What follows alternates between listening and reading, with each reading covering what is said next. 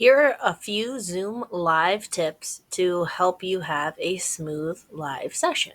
First, you want to make sure that all of your screens are minimized except for the one that you would like to share during your time. You want to prep all of that in advance.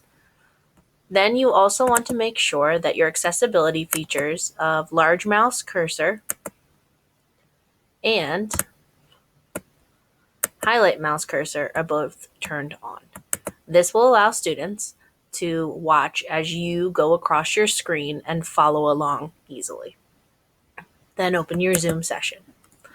So in your Zoom session, you'll be letting kids in, you'll be saying hello, and when you're ready to record, you want to make sure all students' mics are off and you want to make sure their screens are off. You don't want them to be playing around while you're sharing your screen. So you can quickly click mute all, and here on your screen, it typically will have allow participants to unmute themselves. You're going to change that for your recording. You're going to unclick that and check yes. Now students can't unmute themselves in the middle of your recording and completely disrupt what you're doing. Next, at the top, it says gallery view, speaker view. You'll be able to go back and forth when you have more than one person in your Zoom.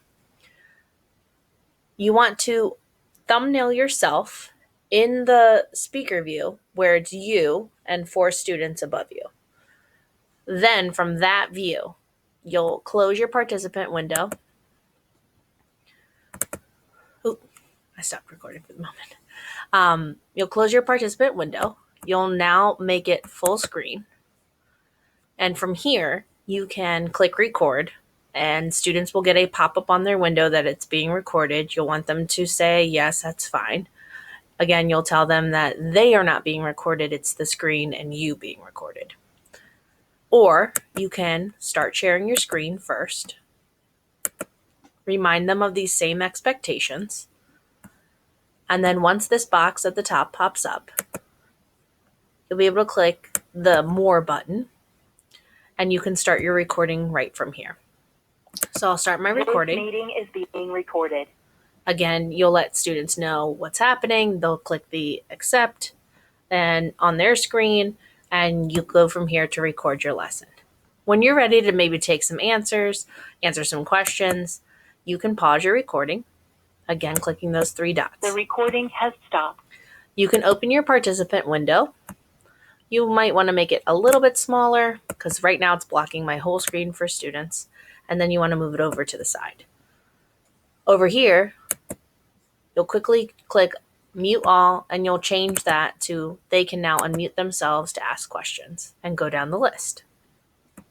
When you're ready to record again, you want to make sure you've closed your participant window, that you have changed this again to not having them be able to unmute themselves.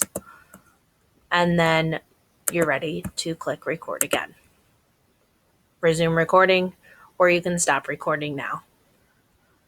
If you quickly want to see what students are doing, if you're on a Chromebook, at the bottom of your screen, you have your shared windows and then you have your Zoom windows. You can open your Zoom window back up again. It will be blank here.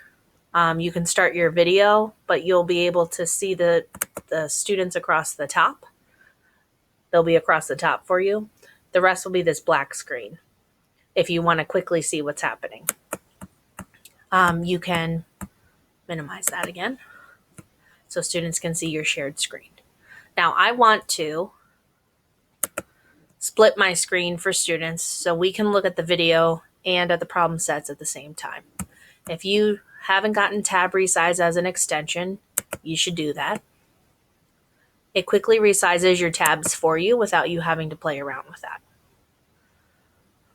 When I'm in my first tab and I have my second tab next to it, it will automatically take that second tab to the next window and it will resize it for me. So now it fits nicely into both windows.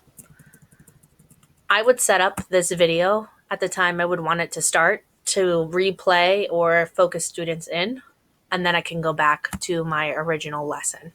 You can quickly make this full size by clicking the square. at the top next to the X, and you can quickly resize it again to half and half by clicking those two squares that are next to each other. You could do this again for reading or math, and students, you can show them how to do this on their own screens so they can watch the video and work on the problems at the same time.